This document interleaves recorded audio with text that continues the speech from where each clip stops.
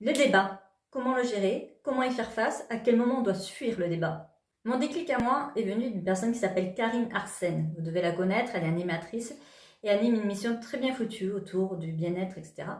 Et elle avait dit, dans le mot convaincre, il y a con et vaincre. Personnellement, ça ne m'intéresse pas de convaincre, je préfère inspirer. J'ai trouvé ça très intéressant. Et j'ai réalisé un truc, c'est que lorsque vous faites des débats avec des personnes, vous avez 3 types de personnes.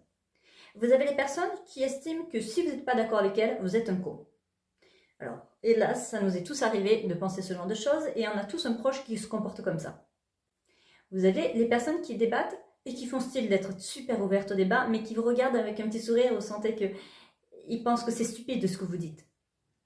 Et enfin, on a la troisième personne, et personnellement, c'est le genre de personne avec qui j'adore discuter, qui estiment qu'elles ont une opinion différente de vous, mais elle a quand même envie de réellement de savoir ce que vous pensez.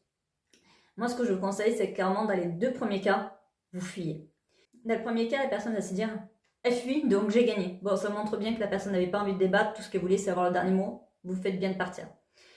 Dans le deuxième cas, la personne va se dire elle manquait d'arguments, j'ai gagné. Ok, donc il fallait fuir.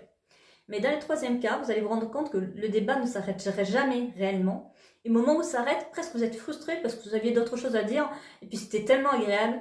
Et c'est typiquement le genre de discussion que vous aimeriez avoir tout le temps. C'est le genre de personne avec qui vous pouvez réellement discuter, qui va émettre une opinion, mais qui ne va pas estimer que lui a raison ou vous avez tort, mais qu'il n'y a pas de vérité absolue et que tiens, c'est intéressant de savoir ton point de vue. Dis-moi comment t'en es arrivé. Ne perdez pas de temps avec les 2 premières personnes, clairement.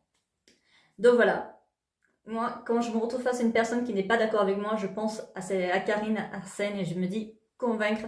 Ok, si la personne essaie de me convaincre, c'est qu'elle estime que mes arguments sont cons, j'ai pas envie de perdre de temps avec. Et dans ce cas, pourquoi discuter avec elle? Ça mènera à rien.